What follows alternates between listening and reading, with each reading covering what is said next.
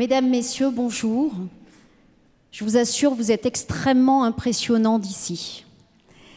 Ça fait maintenant plus d'1 an que nous travaillons ensemble, que nous préparons ce concert. 1 an de répétition, de travail minutieux, mais aussi de bonheur collectif. 1 an où nous avons appris à nous écouter pour mieux nous comprendre. Nous avons surtout surpassé nos pudeurs, nos doutes, et nous nous sommes laissés emporter par la force du collectif.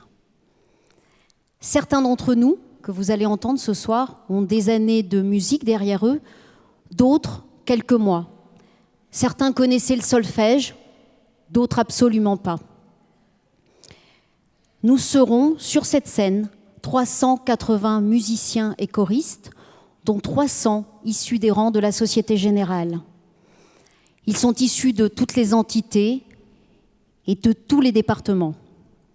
Mais ce soir, nous sommes les choristes et les instrumentistes d'un grand orchestre sous la direction d'un grand chef d'orchestre, François-Xavier Roth.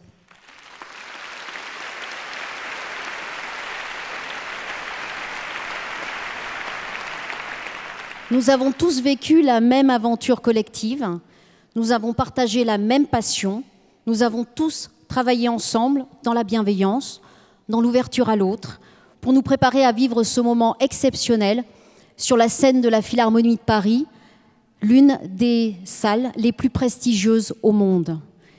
Cette année, nous avons voulu mettre la barre encore plus haut et nous avons la joie de recevoir et d'avoir avec nous nos collègues du Maroc et du Cameroun. Et je vous assure, ça a été un vrai moment de bonheur pour chacun d'entre nous. Alors maintenant, ils sont tous là, ils sont dans les coulisses. Ce sont vos amis, ce sont vos familles, ce sont vos collègues. Ceux que vous entendez depuis plusieurs mois préparer, faire leur gamme. Merci à tous pour votre patience et votre soutien. Ce projet, c'est aussi le vôtre. Alors, est-ce que vous êtes prêts à les soutenir et à les accueillir comme il se doit ?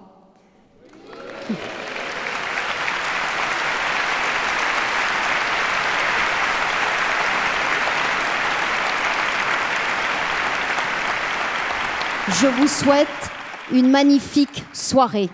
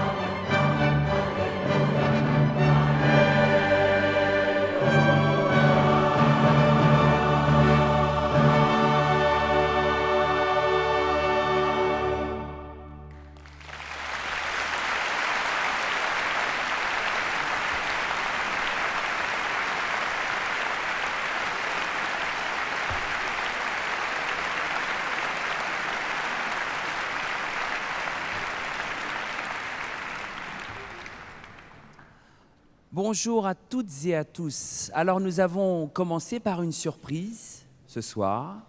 Il y en aura quelques-unes dans ce concert. Cette surprise, on la doit à nos amis du Cameroun qui nous ont amené avec eux ce chant d'offertoire qui était dirigé par mon collègue Justin. Alors on peut déjà dire, on dira aussi bienvenue à Casablanca au Maroc, mais un grand bienvenue au Cameroun avec ce chant.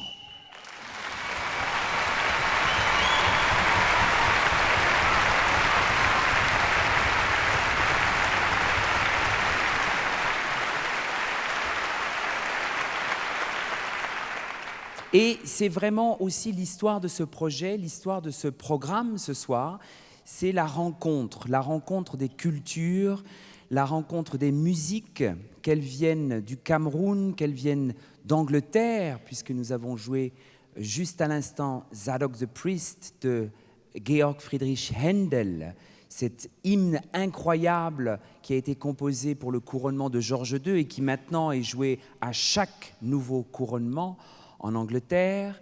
Eh bien, ce voyage, nous allons le continuer avec peut-être une des plus célèbres symphonies de l'histoire de la musique. Vous avez vu dans le court film qui précédait, comme nous la répétions avec les musiciennes et les musiciens de cet orchestre, eh bien cette symphonie de Beethoven, elle a été écrite en 1808, la fameuse cinquième symphonie, et nous allons à présent, avec ce grand orchestre devant vous, vous interpréter le premier mouvement de cette cinquième symphonie de Beethoven.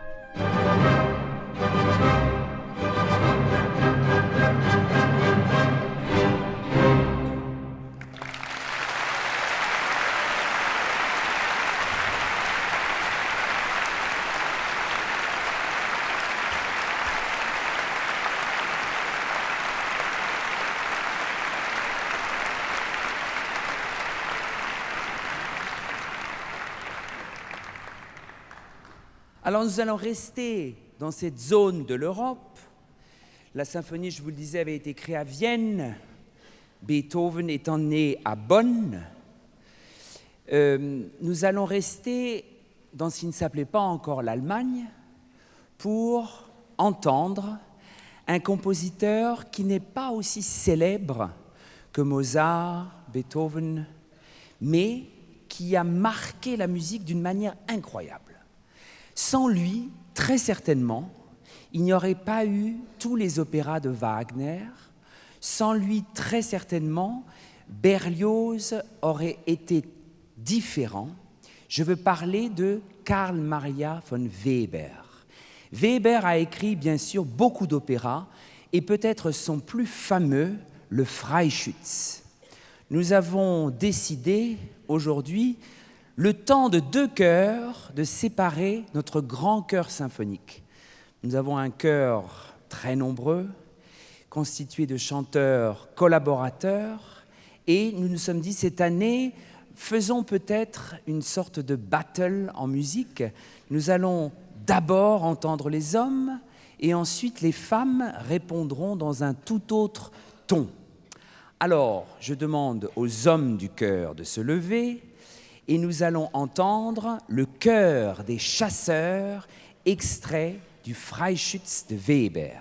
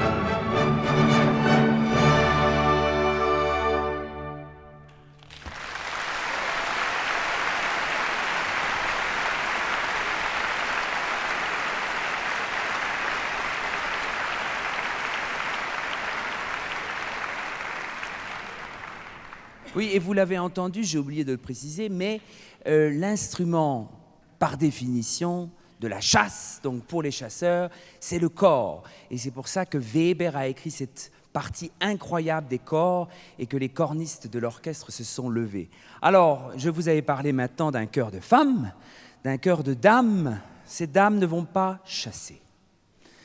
Elles ne vont pas chasser dans le Hollandais volant ou le vaisseau fantôme de Richard Wagner, cet opéra qui est le premier grand succès de Wagner. Figurez-vous qu'il devait l'écrire, qu'il devait le composer pour l'Opéra de Paris, pour l'Académie royale de musique de Paris, et que le directeur, un grand visionnaire, n'a pas souhaité continuer cette commande avec Wagner. Alors il a tourné ses talons, il a été le créer à Dresden en Allemagne, et ce grand chef-d'œuvre de l'histoire de l'opéra, Le Vaisseau fantôme, eh bien c'est une histoire absolument sinistre, lugubre, avec ce Hollandais qui navigue sur son vaisseau, qui seulement tous les 7 ans a le droit de s'arrêter sur une terre qu'il rencontre pour trouver eh bien, la femme qui va le libérer de ce sortilège, de cette vie absolument désespérante qu'il a, ce pauvre Hollandais. Et à un moment donné de l'opéra, il y a un passage absolument exquis, absolument frais. Et c'est un passage où les femmes vont filer. Elles vont filer en attendant leurs hommes. Donc on va demander à ces dames de se lever de notre grand chœur pour vous interpréter cet extrait du Vaisseau fantôme de Richard Wagner.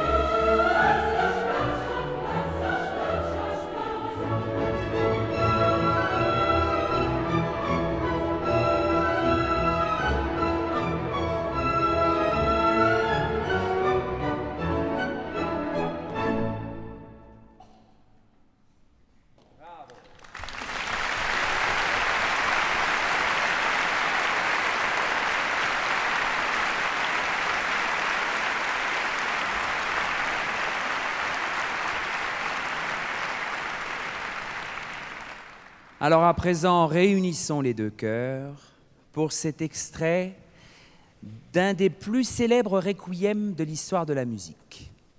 Alors, c'est un requiem qui avait été écrit en 1874 pour un ami, et c'est un requiem qui est empreint de théâtre, empreint de toute cette atmosphère incroyable qu'a pu créer cet immense compositeur de la scène, Giuseppe Verdi. Donc ce Dies Irae, extrait du Requiem de Verdi, que nous allons ce soir enchaîner avec une pièce d'Hector Berlioz, que peut-être pour la plupart d'entre vous, vous ne connaissez pas, qui s'appelle L'Élio, le retour à la vie, et c'est le chœur d'ombre que nous jouerons après ce Requiem de Verdi, cet extrait du Requiem de Verdi. Alors vous me direz, dans une salle de concert, jouer un extrait de Requiem, c'est quelque chose d'un peu étonnant.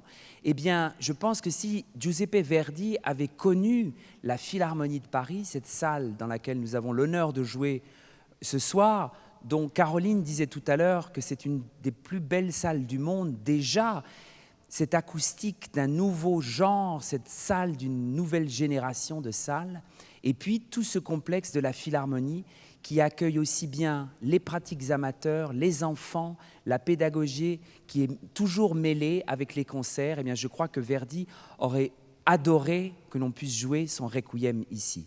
Donc voici à présent un extrait du Requiem de Verdi enchaîné à l'Élio, le retour à la vie, le chœur d'ombre.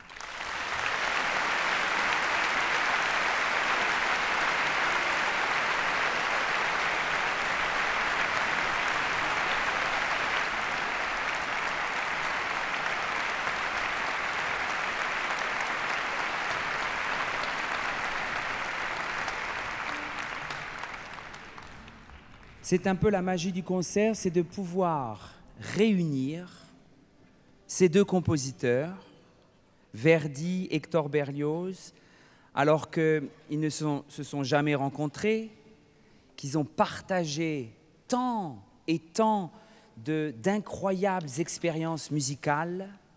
Et aussi, on peut imaginer que et Verdi et Berlioz auraient été si heureux de pouvoir, au même concert de leur musique, entendre cette prochaine pièce pour orchestre.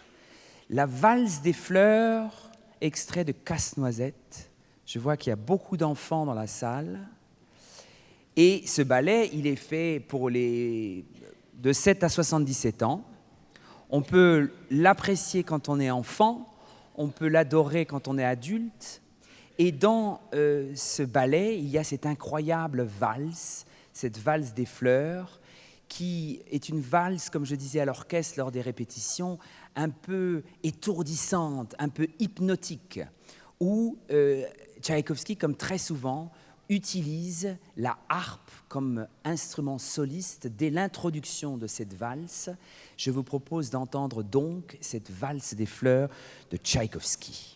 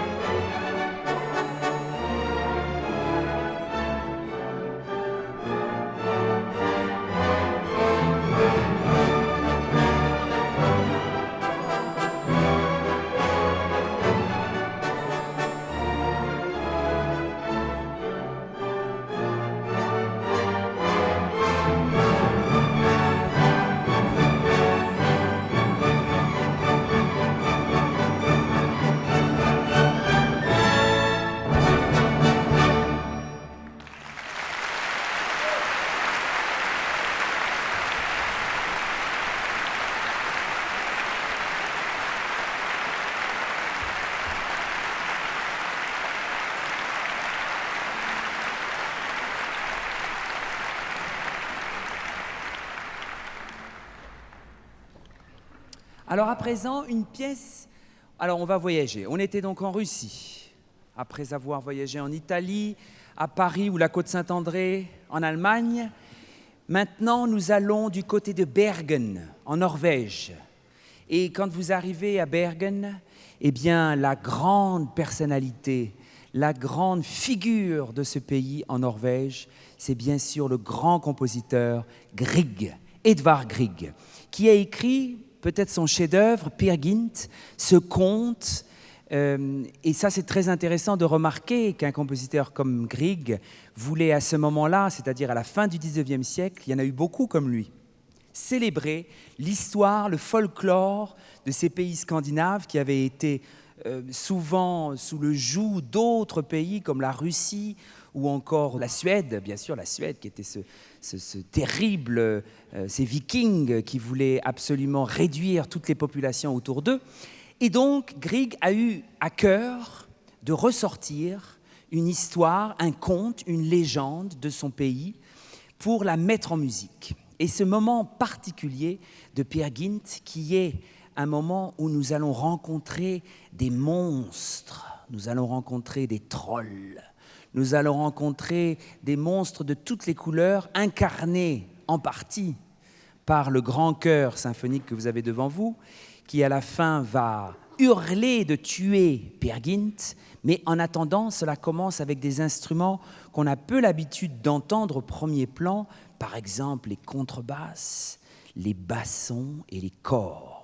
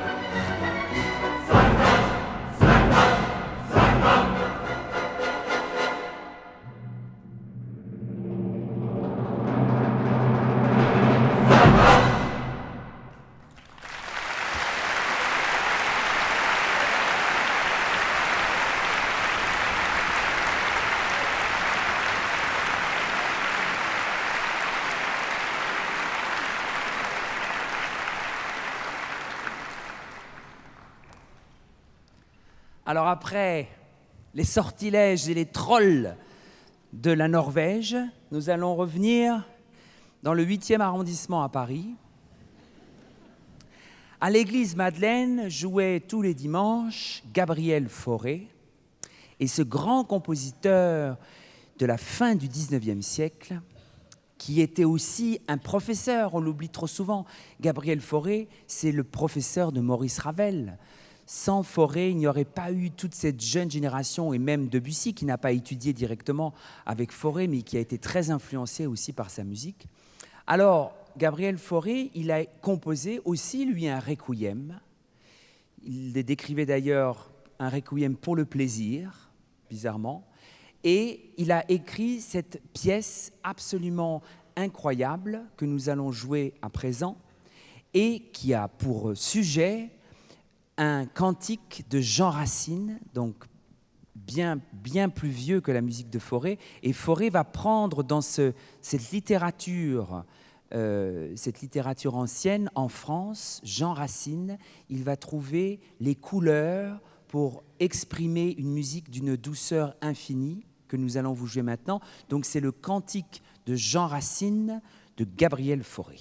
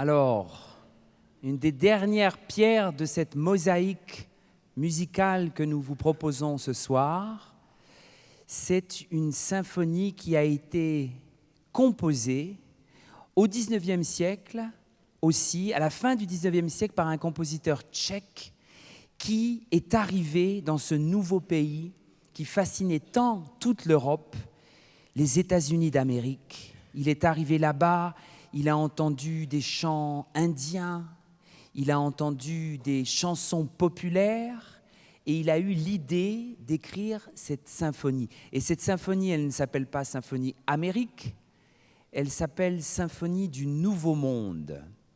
Et nous allons vous jouer à présent avec le grand orchestre le final de la Symphonie du Nouveau Monde, qui certainement a été une source d'inspiration pour beaucoup de compositeurs de musique de film. Mais ici, il n'y a pas de requin qui va surgir de la scène.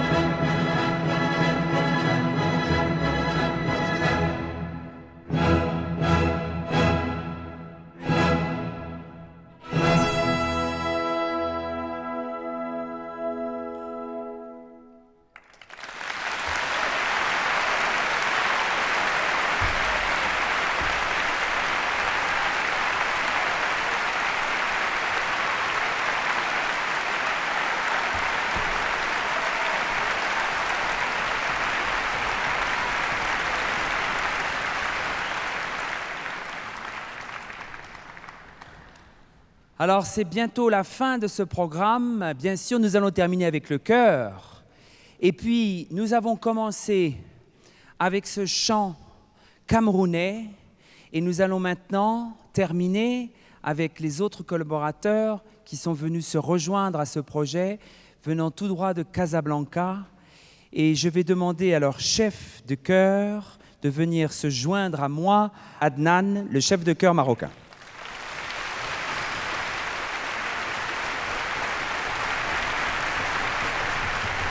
Adnan. Alors, nous allons à présent traverser la Méditerranée et vous interpréter le chœur et l'orchestre. Adnan, je ne sais pas si je vais bien prononcer. Lamabada Yatasana. À peu près.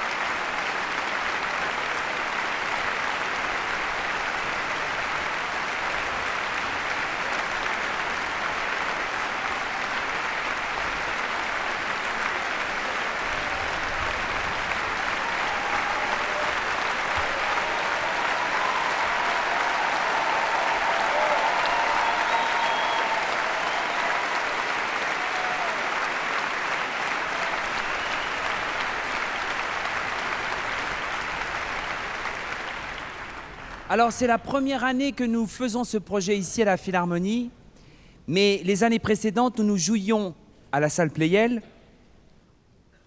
J'avais pris l'habitude, une saine habitude, je crois, d'abord de représenter tout le monde qui a participé à cet incroyable projet durant des semaines et des semaines. D'abord, les choristes ont travaillé avec 2 chefs de chœur, Léo et Rémi, accompagnés par Julien au piano.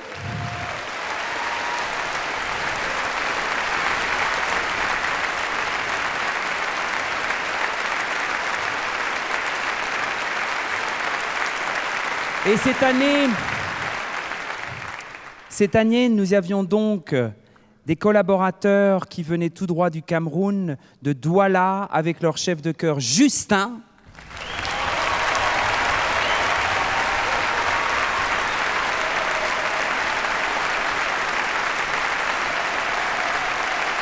Et également des collaborateurs venant de Casablanca avec leur chef Adnan.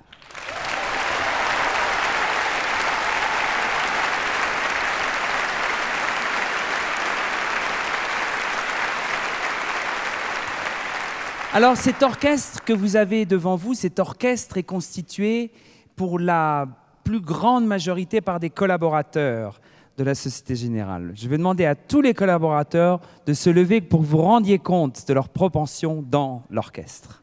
Les collaborateurs de la Société Générale.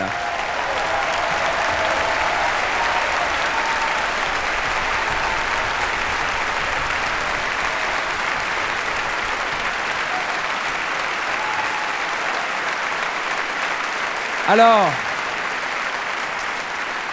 avec ces musiciens,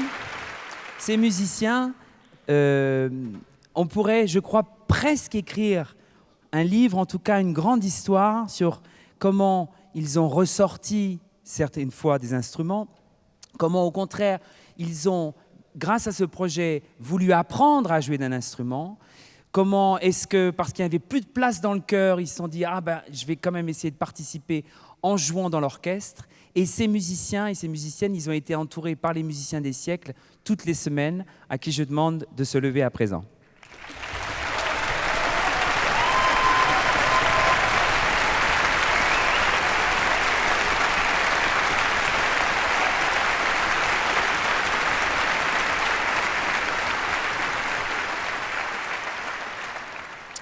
Et ce programme, je crois, aujourd'hui, au-delà de l'exotisme quelquefois de nos voyages géographiques ou dans le temps, nous montrait aussi jusqu'au bout de ce concert à quel point nous avons toujours eu, nous, je dis en France, ici, nous avons toujours eu tellement ce désir de l'autre, ce désir de connaître l'autre. Et à travers la musique, nous avons aussi, je crois, ce soir et dans toute cette préparation, été touchés de ça. C'est que ces cultures puissent se rencontrer dans notre projet, toutes ces cultures, à travers ce programme de concert. Alors, si vous voulez un bis...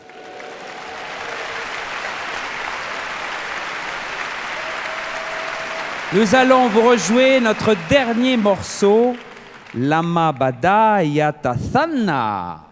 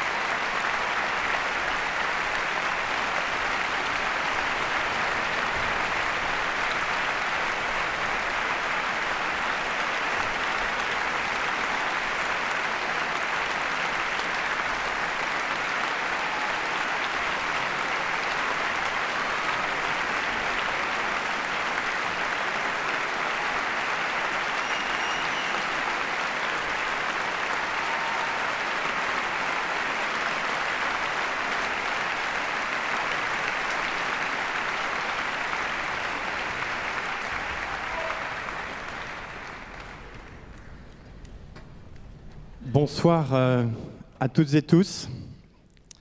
Quelle magnifique aventure, quelle magnifique soirée, quel magnifique cadeau.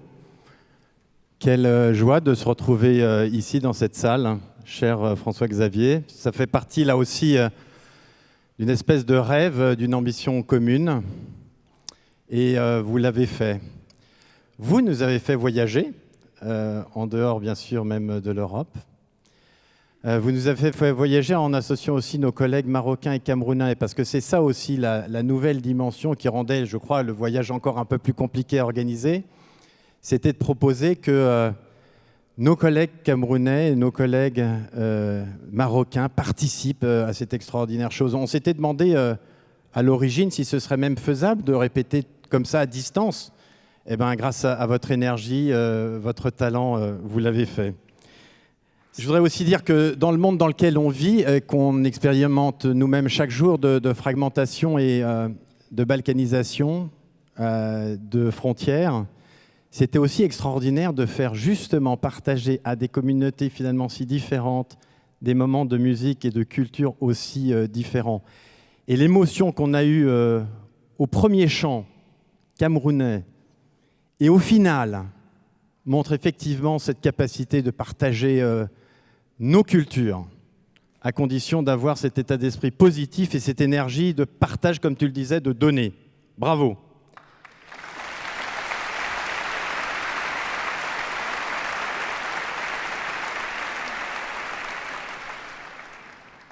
Alors je voudrais aussi, une nouvelle fois, et même si on l'a déjà fait, vous remercier tous ceux, les musiciens professionnels, les chefs de chœur, pour tout le temps que vous avez pris, partout, dans toutes les géographies, pour nous faire répéter et nous permettre d'atteindre ce niveau.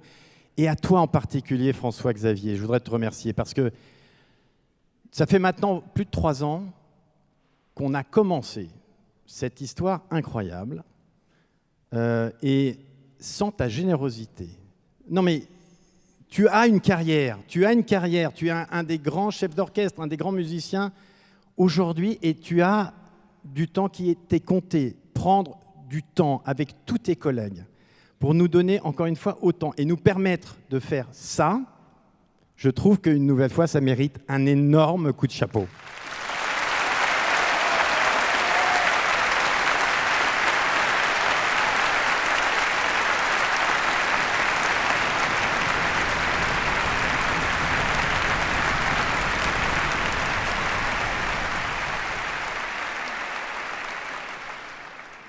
Mais il faut que cette histoire, elle soit un peu la marque de fabrique de la Société Générale. C'est une entreprise un peu particulière. Il n'y a pas beaucoup d'entreprises, il n'y a pas beaucoup de collaborateurs, il n'y a pas beaucoup d'équipes qui seraient capables de réaliser quelque chose comme ça. Je trouve que ça mérite de vivre, ça fera partie de l'histoire de notre groupe. Et on va continuer, tous ensemble, pour de prochaines aventures. Et je vous donne donc un rendez-vous en 2017, en 2018 et au-delà. Et une nouvelle fois, simplement, encore une fois, un grand merci à vous.